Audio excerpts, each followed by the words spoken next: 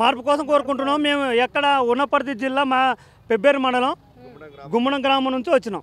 మా ఊరు నుంచి కనీసం అంటే ఒక 500-600 జనాభా వస్తున్నారు ఇప్పుడు. అయితే ఫ్రీ కరెంట్ అని ఉచిత కరెంట్ అని ఇస్తున్నాడు.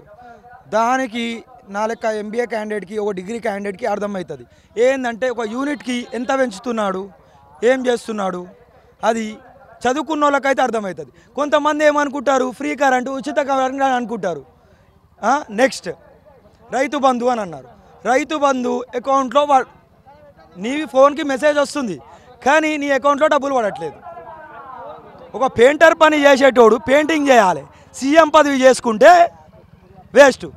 గర్జించే సింహం లాంటోడు ఒక మొగోన్ని కనాలి, ఒక ఆడదాన్ని కానీ ఒక్కదాన్ని కానీ.